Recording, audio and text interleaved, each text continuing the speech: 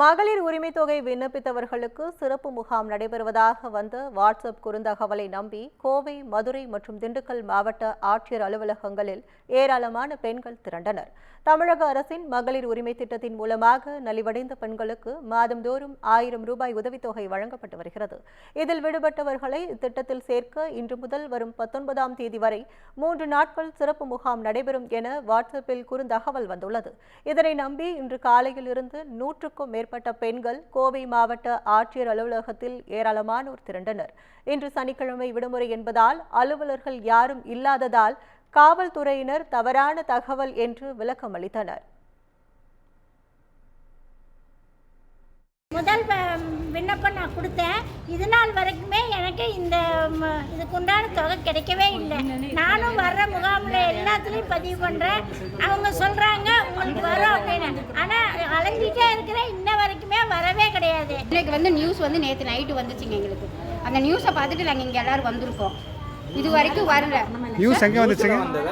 இல்லை, வாட்ஸ்அப்பில் எங்களுக்கு என்ன அனுப்பியிருந்தாங்க? மாவட்ட கலெக்டர் ஆஃபீஸில் இந்த மாதிரி மகளிர் உரிமை தொகை கிடைக்காதவர்களுக்கு 3 நாள் முகாம் போடுறதா எங்களுக்கு அறிவிப்பு மனு கொடுக்க சொல்லி அறிவிப்பு கொடுத்துருக்காங்க.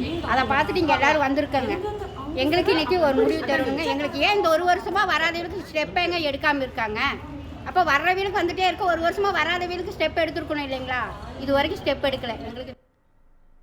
இதேபோல் மதுரை ஆட்சியர் அலுவலகத்திலும் மகளிர் உரிமை தொகை திட்டத்தில் சேர சிறப்பு முகாம் நடப்பதாக வாட்ஸ்அப்பில் வந்த குறுந்தகவலை நம்பி ஏராளமானோர் வந்தனர்.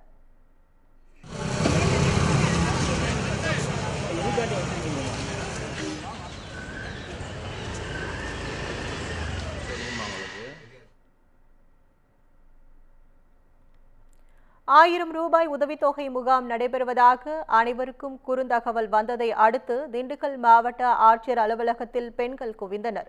தொடர்ந்து செல்போனுக்கு வந்த தகவல் பொய்யானது என்று தெரிந்ததால் குழந்தைகளுடன் வந்த பெண்களும் வயதானவர்களும் அவதிக்குள்ளாகினர்.